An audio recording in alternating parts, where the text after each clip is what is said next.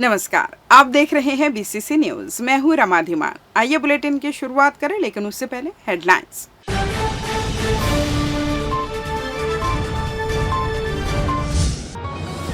महंगाई के बीच फिर बढ़े दाम, पेट्रोल डीजल हुआ महंगा।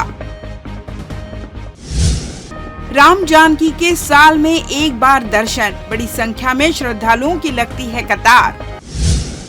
बीपीएल कार्ड धारियों का हो रहा सत्यापन, आयकरदाता और व्यापारी भी ले रहे लाभ। और झमाझम बारिश से संभाग तरबतर, मौसम हुआ शांत। हेडलाइंस के बाद खबरें विस्तार से। सरकारी तेल कंपनियों इंडियन ऑयल, बीपीसीएल और एचपीसीएल ने 3 अक्टूबर 2025 की सुबह पेट्रोल और डीजल के ताजा दाम जारी किए हैं। राजधानी दिल्ली समेत चारों मेट्रो शहरों में कीमतों में कोई बदलाव नहीं हुआ है, लेकिन बिहार और छत्तीसगढ़ जैसे राज्यों में उपभोक्ताओं को अब भी ज्यादा दाम चुकाने पड़ रहे हैं।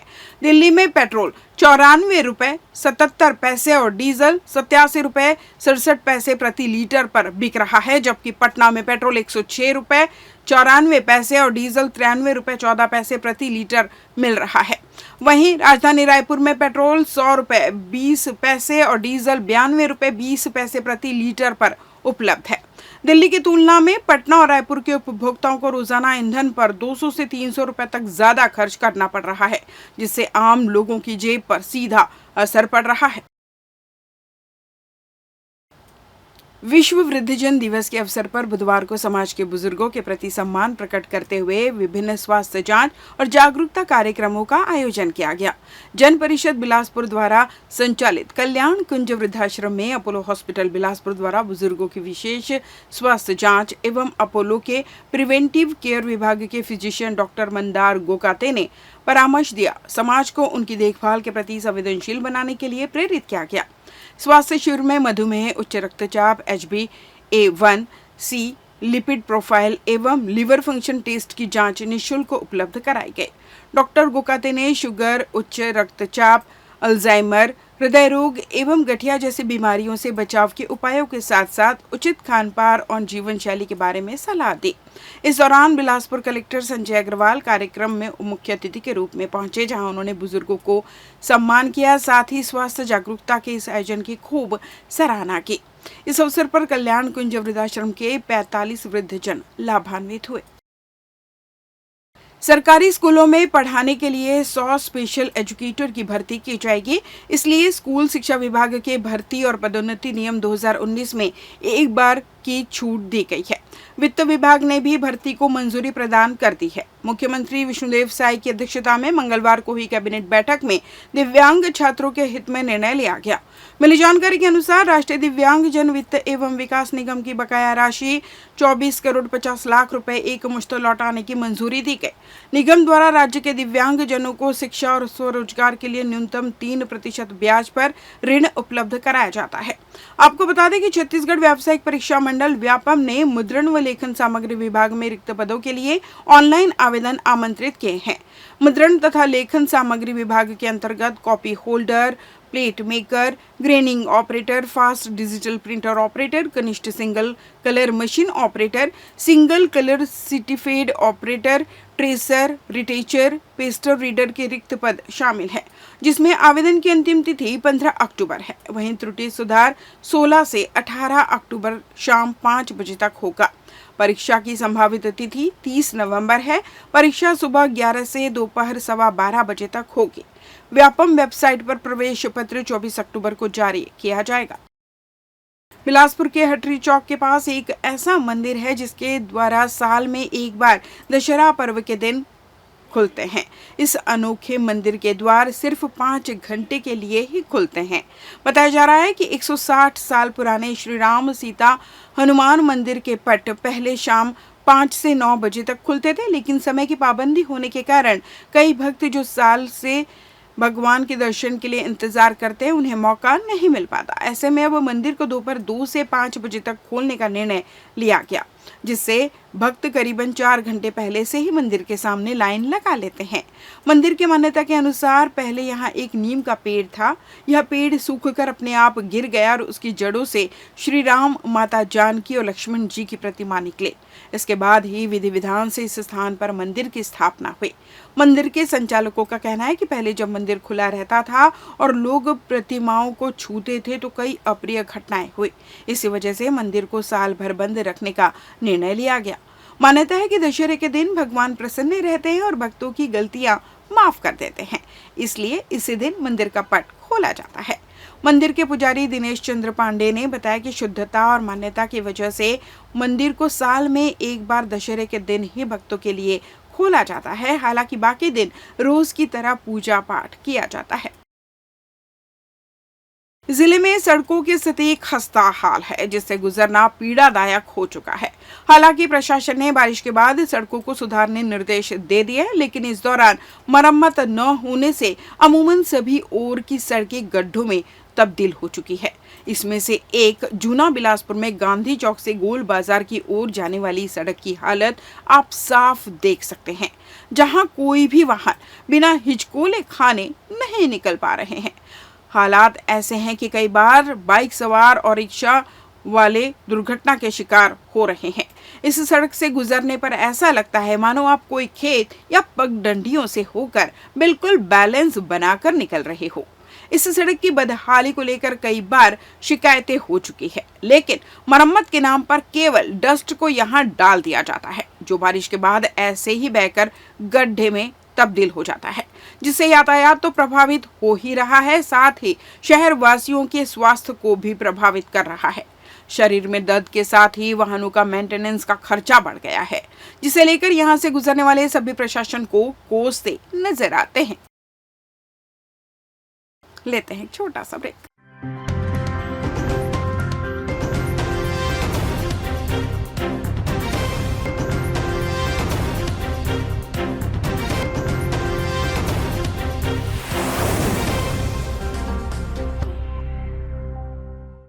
ब्रेक के बाद आपका स्वागत है। बढ़ते हैं अगली खबर की ओर। प्रदेश में 62,813 आयकर दाताओं ने फर्जी दस्तावेजों के आधार पर गरीबी रेखा राशन कार्ड बनाकर 3 साल से हर माह चावल भी उठाया है। राजधानी में इनकी संख्या 10,361 है। इसके अलावा जीएसटी भरने वाले 640 कारोबारी ने भी बीपीएल राशन कार्ड बनवाया है। इतना ही नहीं, प्रदेश में 29,83,738 ऐसे किसान हैं जिनके पास 1 हेक्टेयर से ज्यादा जमीन के भूस्वामी हैं। इन्होंने भी बीपीएल राशन कार्ड बना लिया है। अब सभी को खाद्य विभाग नोटिस जारी कर रहा है, इनसे रिकवरी भी हो सकती है। प्रदेश में राशन कार्ड सत्यापन की प्रक्रिया जारी है। वन नेशन वन कार्ड के तहत कराए गए ई-केवाईसी और आधार से लिंक बैंक खाते, पैन कार्ड के सत्यापन में पता चला है।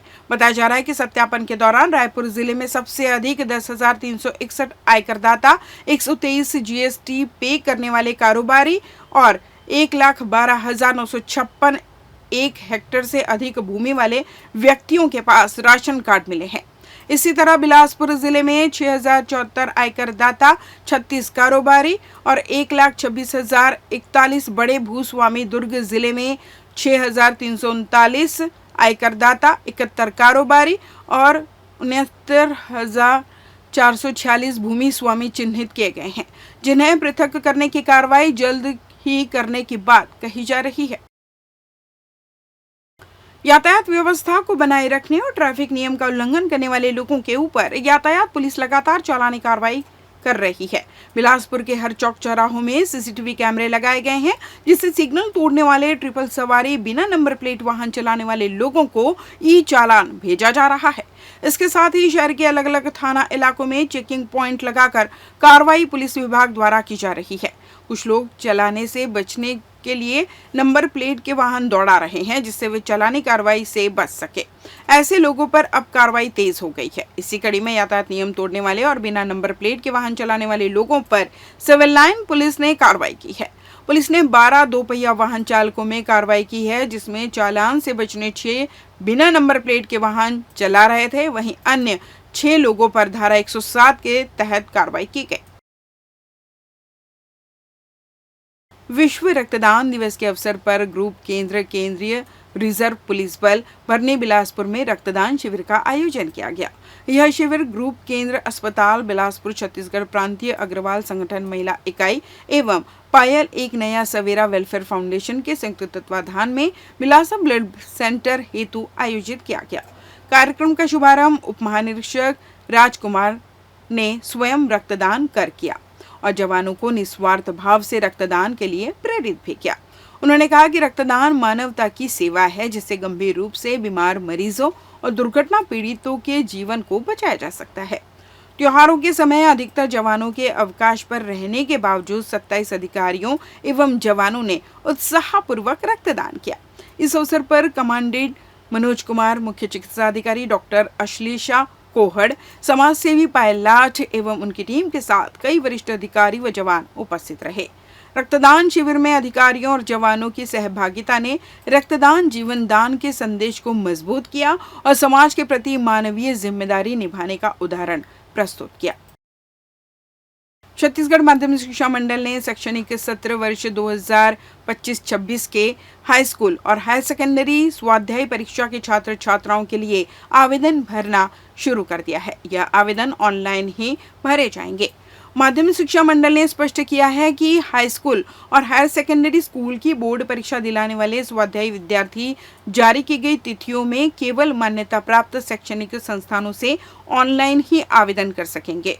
इसके साथ ही प्रत्येक संस्था को यह सुनिश्चित करना होगा कि उनके विद्यार्थी समय पर फॉर्म भर सकेंगे। छत्तीसगढ़ माध्यमिक शिक्षा मंडल ने संस्थाओं को निर्देश जारी करते हुए कहा है कि सभी विद्यार्थियों के परीक्षा आवेदन ऑनलाइन भरना सुनिश्चित करें। प्राइवेट परीक्षार्थी ऑनलाइन माध्यम से निर्धारित शुल्क देकर परीक्षा आवेदन भर सकते हैं। छात्र छात्राओं के लिए निर्देश जारी करते हुए मंडल ने कहा है कि मान्यता प्राप्त संस्थाओं से प्राइवेट का परीक्षा आवेदन ऑनलाइन भरने हेतु संस्था से संपर्क स्थापित कर परीक्षा आवेदन फॉर्म भरना सुनिश्चित करें। छत्तीसगढ़ में लौटते मानसून का असर अब भी जारी है। मौसम विभाग ने रायपुर, महासमुंद, धमतरी और गरियाबंद जिलों में आज भारी बारिश की चेतावनी जारी की है। बस्तर और दुर्ग संभाग के सभी जिलों के लिए ऑरेंज अलर्ट घोषित किया गया है।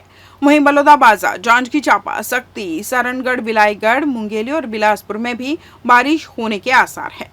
मौसम विभाग ने लोगों को सतर्क रहने की अपील की है। खासकर भारी बारिश और आकाशीय बिजली से बचाव के लिए घरों से बाहर कम निकलने, खुले मैदान या पेड़ों के नीचे खड़े न होने की हिदायत दी है। विभाग का कहना है कि मौसम तंत्र में लगातार बदलाव होने से द्रोणिका रेखा प्रभावित हो रही है। इसके चलते शुक्रवार से अगले 2 दिनों तक प्रदेश में गरज चमक के साथ बारिश होने की संभावना बनी हुई है।